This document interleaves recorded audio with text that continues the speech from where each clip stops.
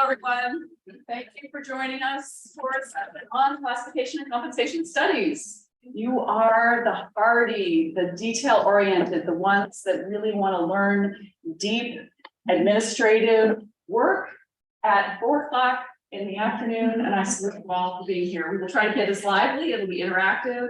We have some folks here that have done this in real life and can answer your questions. I'm going to try to get my part of it out of the way relatively quickly. I'll give you some information, and then you can talk to folks who have actually done this recently. So great, you can move this on. So the idea for this came out of the Building Better series. This is a partnership of the organizations you see here.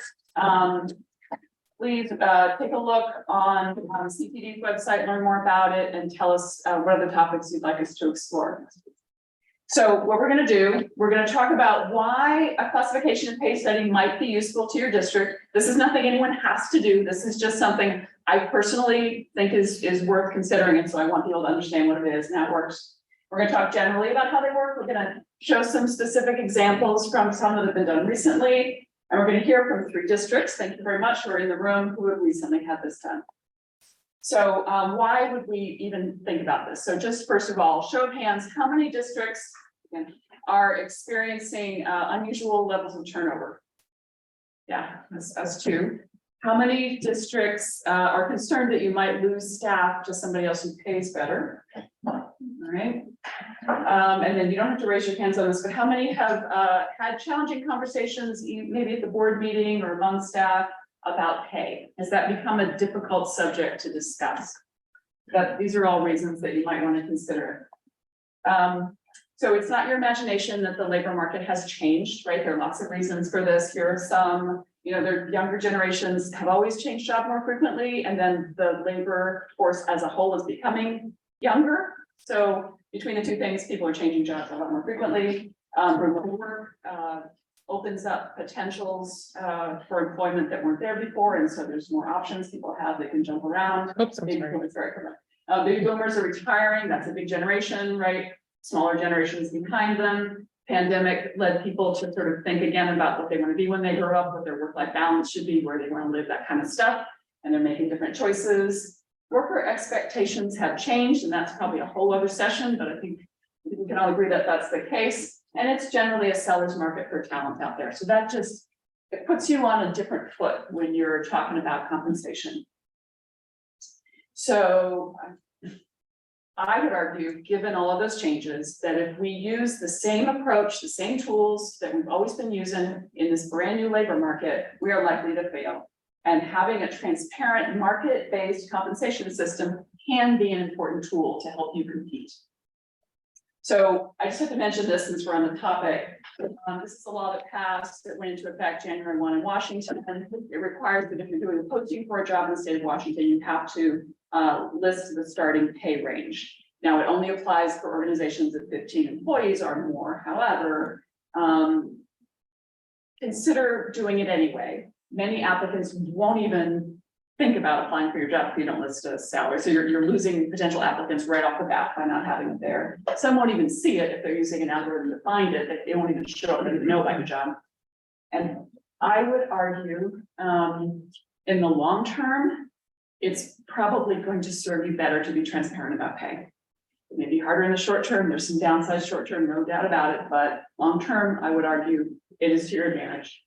And the reason for the law, one of the reasons for the law is to try to address pay inequities out in the larger world. And the thought was that transparency about that starting pay range would help mitigate for the differences in how well people negotiate coming into a job. There's a gender difference that's documented. There are other differences that are documented. And the thought was that at least if everybody started knowing the pay range, we start to level that pay inequity just a little bit. That's part of the logic behind the law. So if you don't right now have a market-based classification and pay system, you are, I think, doing something along the lines of ad hoc interaction with the market. So what that sometimes looks like is we have a vacancy. We reached out, looked at a couple of comps, pulled a range, we put it out there to see if anybody applied. They didn't apply, so we raised it. They still didn't apply, right? So it's ad hoc, right? It's not systematic. It's not looking at the whole thing. It's looking at sort of one by one, a position here, a position there. Somebody came to me, they had a different job offer. They said, if you don't match this pay, I'm gone. So maybe they get a raise, right? It's ad hoc. So what are some of the things, actually, let's hold out just a second. I want to see if the group can tell me some things that might, because there's some advantages to ad hoc, right? You don't have to look at the whole thing. It's less work. You might be able to lowball some people. You know, somebody applies for a job, you know, I would have had to post it at 60. I got them for 50. I saved a lot of money, right? There actually are advantages to doing ad hoc, but I would argue the disadvantages outweigh them. What are some of the disadvantages folks can think of in the room to doing it ad hoc like that informally? Pay disparity. There could be pay disparities. Yeah. What else? I think you could have different separation amongst your staff team and like making sure that you're hiring positions that fit well with your existing staff. It can get messy, I think. Does that sound like what you said? It could get messy. So internally, that things could get out of whack. One set of jobs could not fit well with the rest of the organization. Yeah, and you want to make sure your ranges, your different levels of employment are certain distances apart and things. If you're kind of doing it sporadically, that it's harder. Yeah, okay. Perceptions of favoritism or even discrimination in employment. Yeah, could that happen? Right. I'll repeat that there could be perceptions of favoritism or discrimination. Yeah, thank you for that. It can take a lot longer to hire someone because if you have to keep, if you're way lower than the market, people aren't going to apply, you'll have to keep changing, so. Right, if you don't know where the market is and you find out by continually re-advertising at slightly higher rates, right? And then also makes your company look bad. Yeah, and you can look kind of silly, yeah, very good point. Others, yeah. It sort of builds on what I said, but it erodes trust with existing staff, it can really erode trust with staff. Yeah, it erodes trust, thank you. Any others to make them? Okay, let's talk about the ones I thought of here. So it might not be fair to staff who have been here longer, right? You have people that have left the organization and are being hired, they're coming in at the market. Maybe the rest of the staff isn't quite at market, and is that fair? Sometimes job duties can morph over time. People take on additional responsibilities. The job description may or may not have been updated. Probably the pay wasn't updated. So is that fair? I wonder always a little bit, are we paying on the basis of negotiating skill or like KSAs and job performance? Sometimes it's a little bit of both, and is that completely fair? You know, it may not always be the case that the management of the district or the board have really good detailed information about what actually are comparable jobs in the market you're in and what they pay. It's hard to have really good information about that if you don't take a pretty deep dive and have some experience. And as was said over here, it can appear at very least subjective, which opens you up to perceptions of favoritism or worse. And you know, these are public funds at the end of the day, and like any other purchase, I think we have a responsibility to pay at the market, not above, wildly, way below rates. These are taxpayer dollars. We're accountable for defensible compensation decisions. Okay, so all right, so Dean's pounded this into my head. Why this is important? What is it? So a consultant usually compares your job descriptions, including descriptions for future jobs that you don't have a person in right now, jobs that you plan to someday fill, and they compare those with jobs at organizations with whom you will compete. You could compete for talent, either for retention or for hiring. They either propose a classification system if you don't have one right now, or if you have one right now, they take a look at that and maybe make some suggestions. And then for each job or group of jobs, depending how it's organized, they propose a range that job ought to pay while maintaining, so that's tied to the market and maintains a sort of a logic and an equity internal to the organization so that things make sense next to each other, right?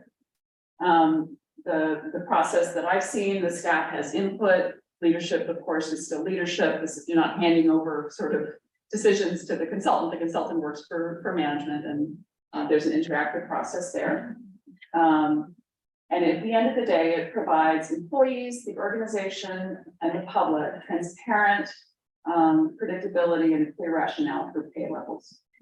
And another thing, this last piece is a little more, it's a little subtle. I'll go into a little more detail, but it separates the work from the individual doing the work, which I think is important for a couple of reasons. Some of them are emotional and some of them are more hard logistical reasons. I'll try to explain. So on the face of it, you think about, wait, how do I, this person's been doing a job, I'm trying to figure out how much they should be paid. How can I separate the person from the work? It doesn't make any sense. Well, sometimes that's correct. Sometimes you can't. Say you have a planner, been doing this for 15 years. They have several certifications. They're training people all over the state, right?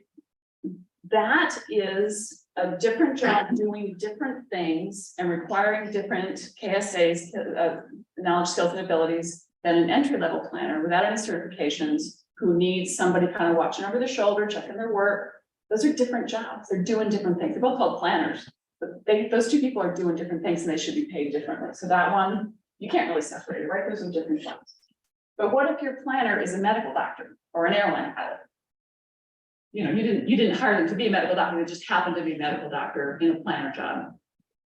Do you need to pay them at the rate of a medical doctor? No. Unless you need them to be a medical doctor, in which case please do. But typically no. So that happens sometimes, and that's sort of a silly example, but you'll find that in other situations where, okay, we need a Chevy here. I've got a Lamborghini and I can't pay at Lamborghini rate. Well, what I actually need is a Chevy. If you need a Chevy, describe that job as a Chevy and pay as a Chevy. That's the job. It's not the person. Lamborghini that walked in. It's the job. Right? So that's kind of what I'm getting at with the person in the job. There's one more here. Oh, so I did this in Oregon. I didn't use a consultant. I wish I had, but I didn't. And while I was doing it, I called around to colleagues and asked them kind of how they came up with their stuff. And one person I talked to said, I said, how do you decide, your pay ranges? He said, we should pay people as much as we can. So what I interpreted was, I'm always well below the market, and so I come as close to it as I can, and that's completely legit. But I would argue there is an upper level that the public, the taxpayers, should reasonably pay for any set job, right? No matter how good the person is, no matter how much we love them. For this body of work, there's an upper limit to what's reasonable to pay. I was in a situation in Oregon for a while where I could have paid for a year my job, my clerk of the board, $200,000 a year. That would have been inappropriate. She's fabulous, loved her pieces, she's very good at her job, but that's not a reasonable expenditure for funds. That job has a range, those duties in the marketplace, and I as a public servant should be within that range. So I just wanted to mention that. The other reason I talk about separating the person from the job is this sort of emotional thing, because this is not a simple administrative exercise. We're talking about things that are so we're talking about job titles, we're talking about people's pay rate, and we're talking about, it can feel like how much my organization values me. Do they value this person more than me, less than me? How much less, right? That feels awful. And it feels awful for management, I can tell you from experience, that when it starts to get into this sort of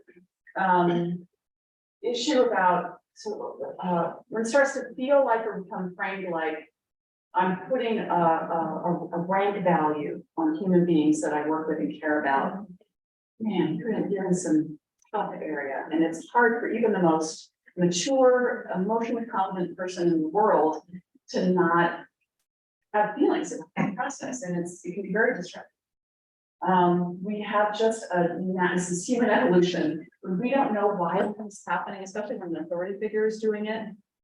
Our automatic assumption is that it's something negative. It's just where we go first. It's the way evolution protects us from the really bad things, and we think of that first, right?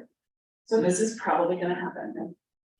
It's just what we do. Nobody's trying to be difficult. So when you consider all these things, the consultant doesn't know your staff. They'll have an interview, they'll fill out a form, something like that, but they haven't worked with them for 20 years. They don't know their kids, you know what I mean? And the results, and they will show you the methods, is based on information about the job, not the person in the job. Two separate things, and that's one of the critical things about having a study. So I'm going to dive a little bit into the process, and I borrowed with permission some slides from the consultant that some local districts have used, some Washington districts have used. So it's not just a quick thing. There are steps. These folks do this all around the country. It's a whole series of steps with sort of check-ins with the client along the way. I'm going to talk about a couple of these in more detail. So, as I mentioned, there is employer participation. We want to, the consultant wants to understand very well, in great detail, that job. But it's not just a job description, we go into way more detail, and I'll show you. The employees were invited, in the case I looked at here, to complete either an individual or a group position analysis questionnaire. I'll show you what's on that. They may also be interviewed, that's an option. They look at the number and level of distinct occupations, within the district. And then take a look at the classification for internal equity management, participation at different stages, trouble with their sure. And then, of course, the proposed classification is reviewed by management to make sure that they got it right, it makes sense, right? Because they don't know your organization the way you do. They're gonna understand what they understand. There's a feedback process to make sure that they're getting it right. Next slide. So what's on this position analysis questionnaire? Just to give you an idea of the kind of detail. Talk about the purpose of the job. You have a detailed breakdown of how the incumbent spends their time. So what percentage of your time is doing what? Broken down. What are the knowledge, skills, and abilities needed to do the job? Not what are your knowledge and abilities, what is needed to do the job? What education experience and specialized training are needed to do the job? What certifications, licensures, you can read it, any special physical requirements. And then they dive a little bit into the degree of independent problem solving required. To what degree is this person figuring it out on their own? And to what extent are they going, oh, there's a problem, let me go back and talk to somebody. What do I do? Okay, so those are two different jobs, right? And they pay differently. The level of authority and responsibility for independent decision making, they dive into it a little bit to really understand kind of how does that job actually operate in real life. And so, and then in addition to those questions, anybody in the management role will have these additional. And you see, it doesn't just say, are you a supervisor? It goes into detail. Do you have hire fire authority? Do you train employees? Do you award merit increases, discipline employees, suspend employees, right? So it's really getting at what is the level of responsibility in that job around supervision, right? It's not just a supervisor or not, it's really a lot of detail. So they're going to take that information, that detailed analysis of your job descriptions, and they're going to go out in the marketplace and look at comparable jobs in other employers who might compete with you for talent, and then take a look at their job in some detail to see what's comparable. They're comparing the jobs, not the employers, and they'll look at other information if it's available. Includes public and private sector, that makes sense. What other jobs are, whichever jobs are going to be the closest to the ones that you have, and that'll vary probably in different parts of your organization. Things will line up in different places.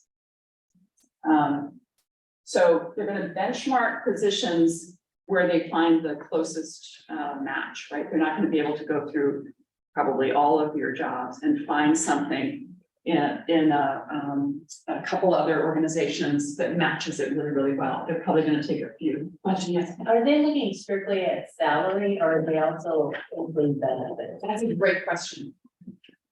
And I don't know the answer. Let's hold that for the representatives from, that's true. I wondered about that for that little compensation, because it makes a big difference, right? It's an excellent question. The question was about, are they looking at just salary or compensation, including benefits? terrific question. But let's hold it for the discussion. Thank you. So yeah, so no two jobs are gonna be a perfect match, right? There's hardly ever gonna be an exactly identical job that they can compare it to. They figure 8% is pretty good. Let's keep going. Yeah, so here's an example just to show this is a non-district job.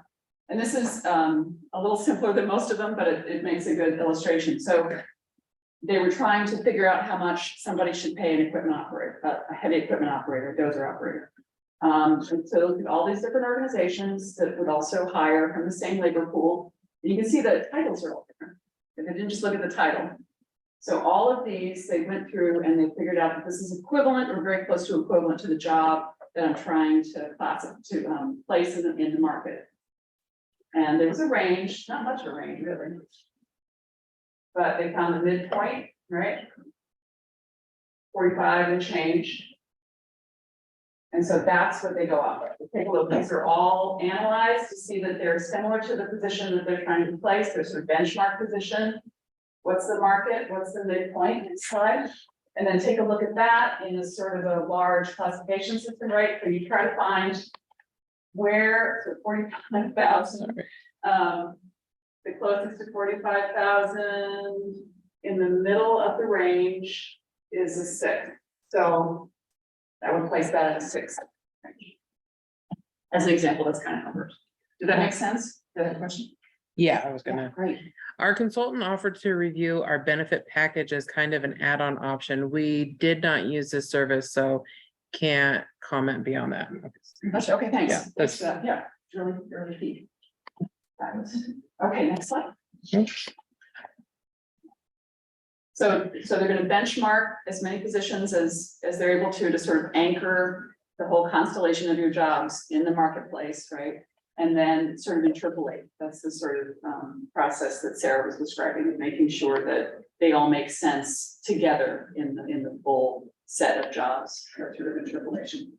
And here's some general rules of thumb that, in general, supervisors make, this many steps more than the people they're supervising. That's not always true, by the way. I supervise people that made more money than me. So get your engineers, IT people, like there are exceptions, but as a general rule. Right, next.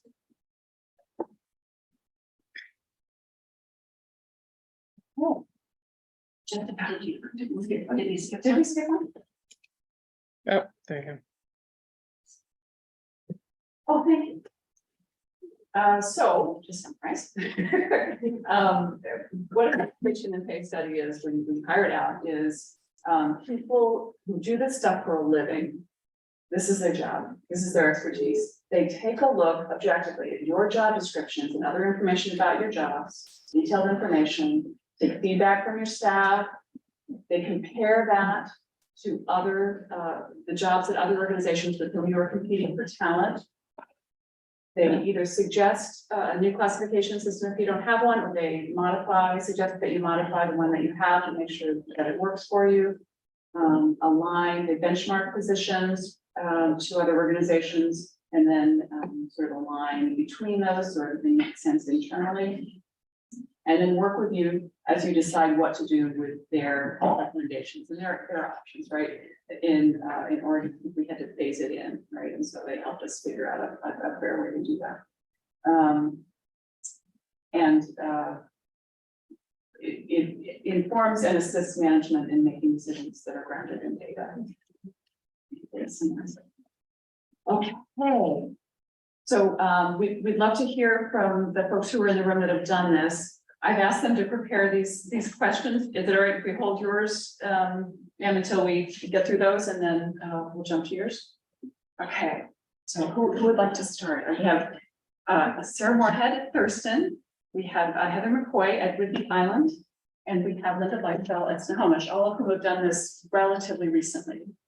So we'd like to start this since we Sure, we'll start. Yeah, I think ours is the oldest. We'll be. Stand up, turn around. Oh. Fix this way right now. I forgot about the, sorry. Sarah Moorhead, Thurston CD. I think ours is the oldest, so that'll be an interesting progression of hearing about how things have been updated since then. And I think we've all used the same consultants too, so we're also building a nice repertoire of district information, just throwing that out there. So how was this helpful? One, I didn't have to do this myself, right? That was really helpful. Busy human, having somebody else who does this for a living do this. Very useful. And also, again, this was one of the terms that we agreed on in our collective bargaining agreement. It was something that we needed to do anyway. Our salary table was kind of broken and disconnected. The percentages between tracks were odd and random. While employees had received COLAs over the last decade, the actual salary table was never updated, and so part of it was below minimum wage. I mean, there were a lot of structural things that were broken that we needed to fix. So this updated all of that, recommended this whole new salary table, similar to the one that you saw on the screen, which offers a lot of flexibility, where we would have like the planner track. And here is the 8 steps, and that's all that you have to work with from now until the end of time. It gave this, I mean, there's probably 30 different ranges on there. And as you saw on that one slide, it overlaps too. So you can hire different positions. And you can have them at the beginning of their career at a step 3. And they'll top out higher than if they were in a lower range. I don't know if that makes sense, but it gives a lot of flexibility. So you can still be nimble and competitive when you're negotiating, which I thought was really helpful. The surprises that I learned through this process, one, just how out of date our system was and that there were other options, was one. All of our staff, for the most part, were below market, some pretty dramatically. My position was the most dramatically out of whack in that.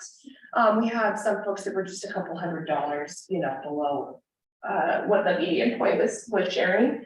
I was also really surprised at how much collaboration and participation happened between the consultants. So while they took this very objective lens looking in, every step of the way was, okay, here's what we've prepared.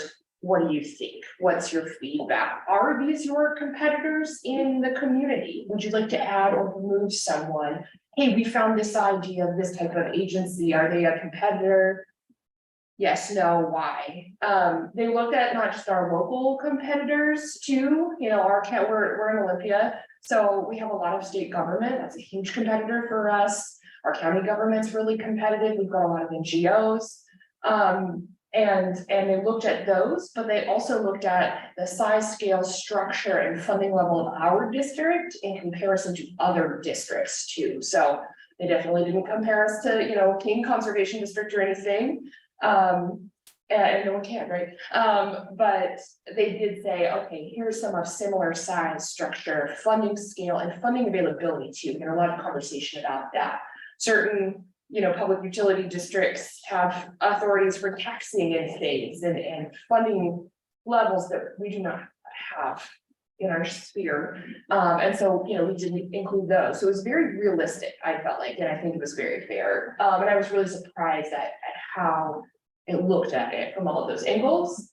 Advice, definitely look at having someone else do this. I sit on the board for a local land trust in my community, and they are trying to do this in-house, which I have been objecting to previously, because it is that objective lens where it is not the manager continuing to control the narrative or the board or the whomever, but it is this objective data that's coming in from the outside, super helpful. When we did ours, we probably had maybe 10 employees at the time, or maybe 12 by then. And it was $5,000, it was in 2019. So I was also really surprised that the cost was really affordable. We did not have a comprehensive benefits analysis. When we do this again, right, because we're getting close to it, probably needing a refresh, we have double the staff now than we did. That's something that I'd like to look at, because we do have a lot of additional other benefits, and especially being a unionized district, where we have added on a lot of other programs and things like that. How do you evaluate that in the market too, especially when we're trying to attract employees, so, that's enough for me, but I would recommend doing it, because it can be achievable, and it can be small, and it can be scalable. So, yeah. Do you want, questions, do you want others to present first? Do folks have questions for Sarah right now? So you mentioned that you were mostly below market, so that meant you had to adjust. So I It was was, a recommendation. okay, so yeah, I was wondering how, because you only have so much money and, you know, you wanted, did you have a plan? Did you create a plan to get to a higher level, or I'm just kidding? Yeah, a lot of our, so yes, so they provide you with that information, they presented this to the board, and the board made the ultimate decision about how to proceed with this. It came at a great time when we were doing our budgeting, looking at the difference, there were a lot of folks that were under market, but not by much.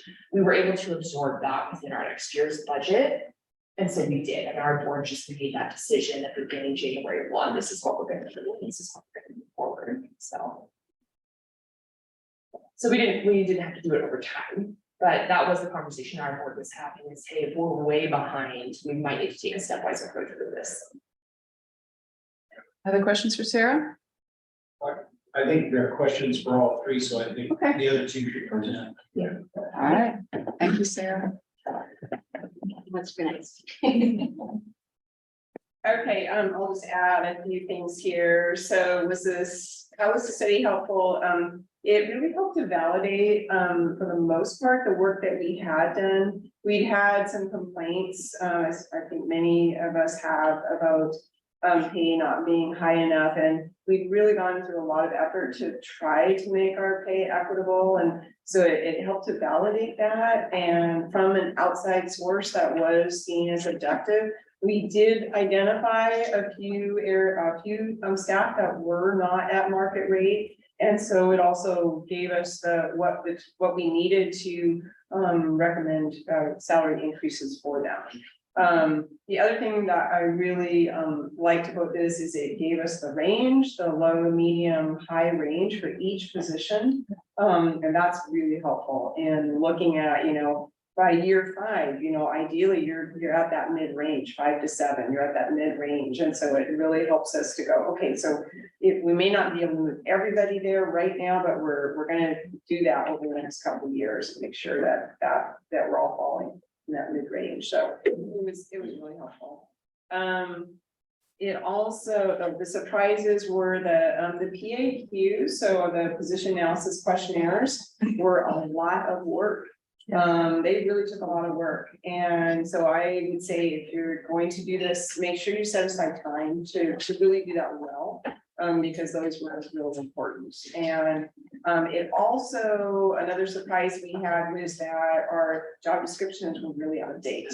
And that was, we went, whoa, we really need to review all these. And so the position analysis partners helped us to do that, and helped us have the conversations we needed to have with our staff to make sure that we knew what they were doing, we clarified their job, and they, had a really good understanding with their supervisor, what their job entailed.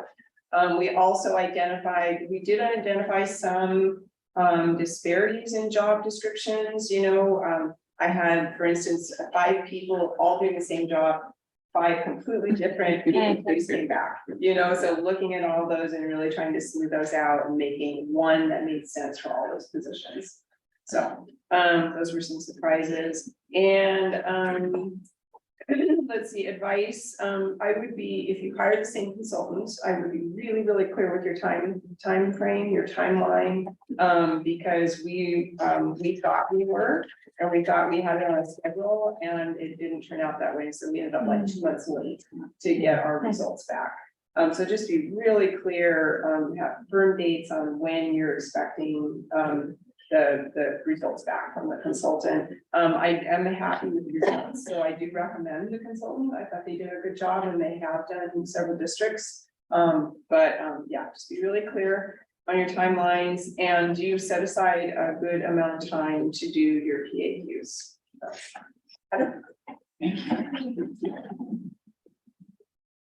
All right, I'm the tiny district.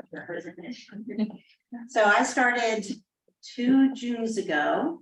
at the Whidbey Island Conservation District.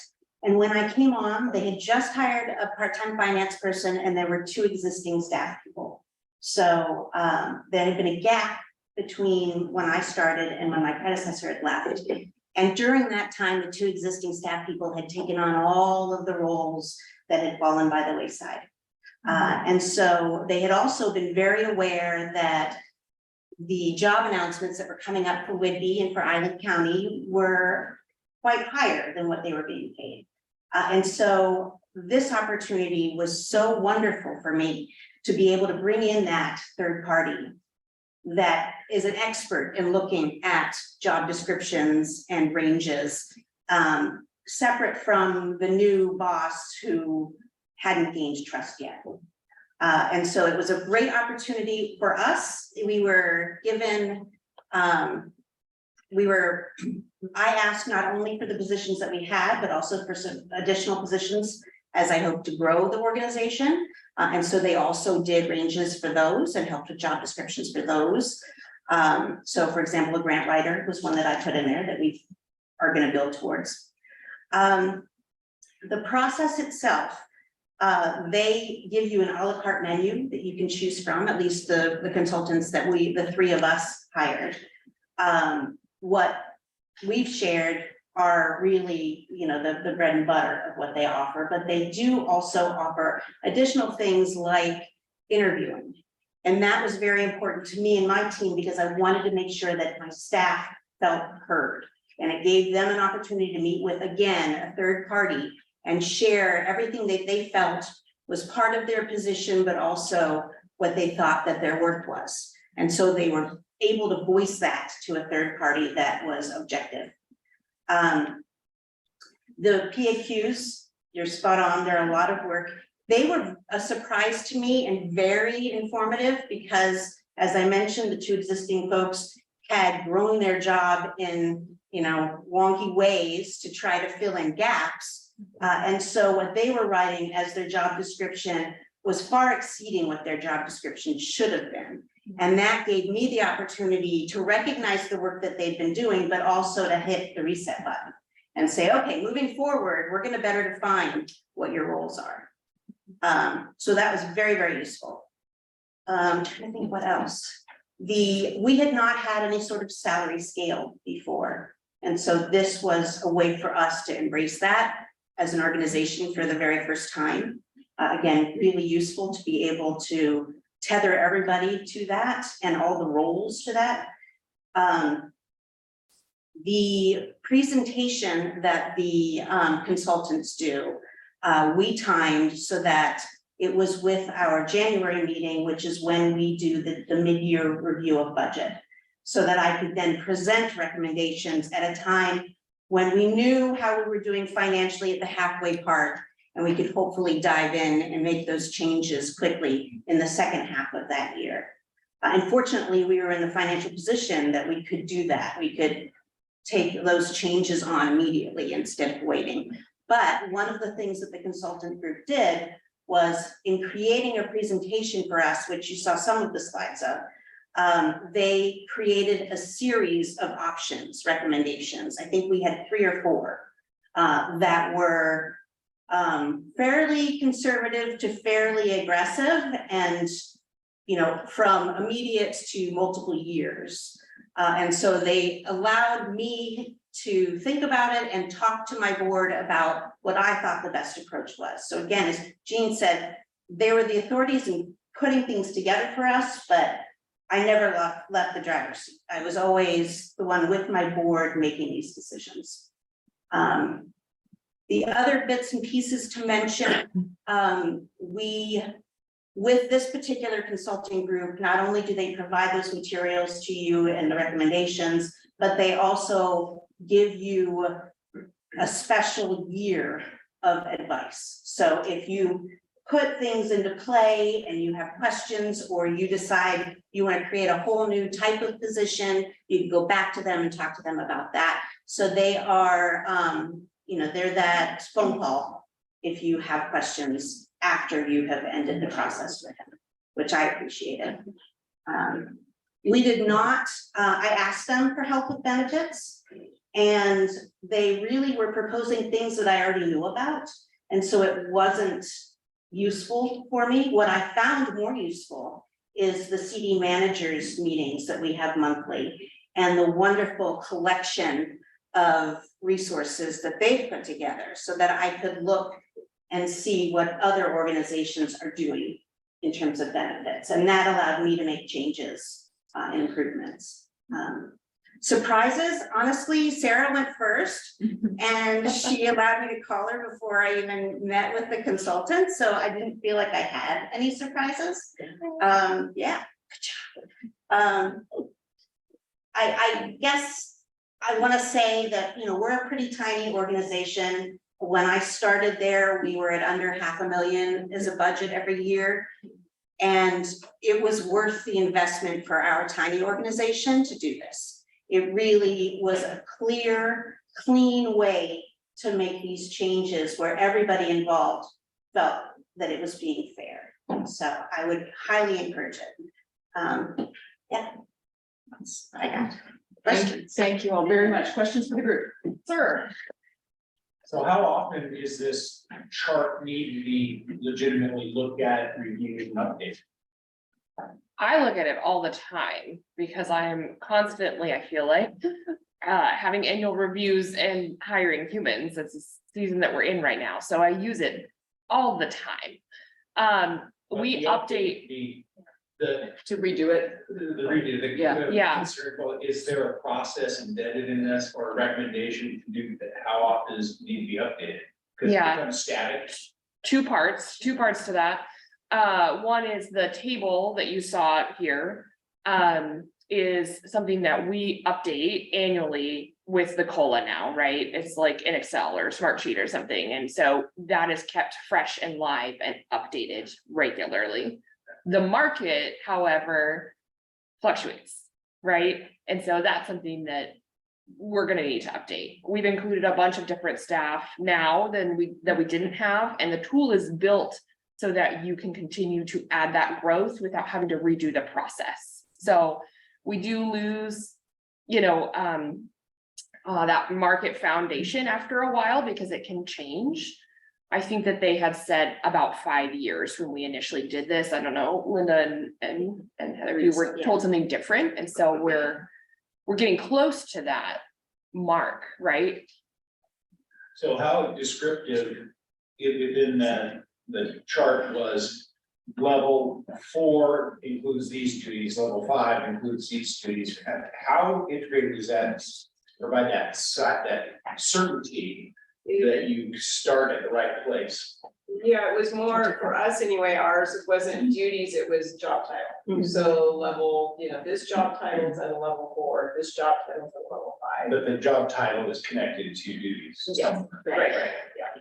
And it was split for ours into classifications, so it's like coordinated, right? So you can have a VSP coordinator, or you can have a watershed education coordinator, or you could have a riparian restoration coordinator, you know what I mean? And those jobs might have different requirements to perform them that are different. So you might have 5 ranges that of course are overlapping, right? It's 5% between each of those steps. And so the range below it just starts 5% higher. So that's how the matrix is. And you might have 5 coordinator ranges. So you can place all of your 3 different types of coordinators with their different skill sets or their different experiences, like Jean said, in there, and they can be in different spaces. I hope that made sense. Yeah. And then you answered one of the questions, if you had a thought of 3 other positions you needed, you could fold that in. That was it. I like that. It was really helpful for us too, because it started at minimum wage and it went well beyond any of our current salaries, and we ended up hiring a district engineer. You know what I mean? It wasn't a position that we had before, kind of thinking about this. And so we were able to find a range and a track and tether them, like Heather said, to this progression and understand where they're at in space and time and give them. Last question. You've exercised this now. Have you seen enough that you can determine, is this an effective tool at employee retainage? Yes. And for us, because we had some disgruntlement about salaries and we said, trying to do market rate, we really think we are, we think we're good at this really, I mean, we did make adjustments, but it really validated a lot of the work we did and I think built trust with the employees, so. For my standpoint, it was really helpful. All of our positions were under market. Some very significantly by like, 20 grand.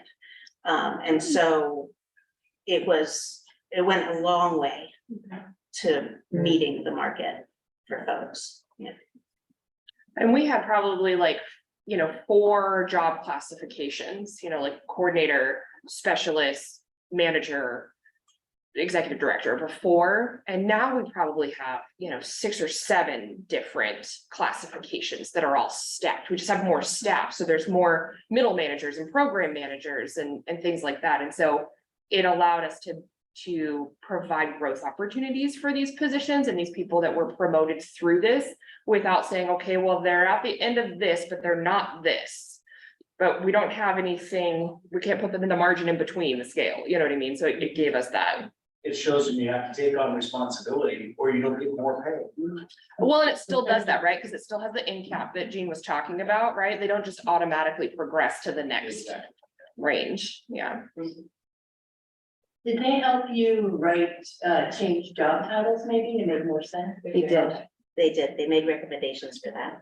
They also, I should mention, in the recommendations for the options on how to implement the changes, when it came then to having these new roles with the new titles and their new ranges, when we then looked at the individuals, they did add a layer for us to consider in terms of how long an employee had been a part of the district.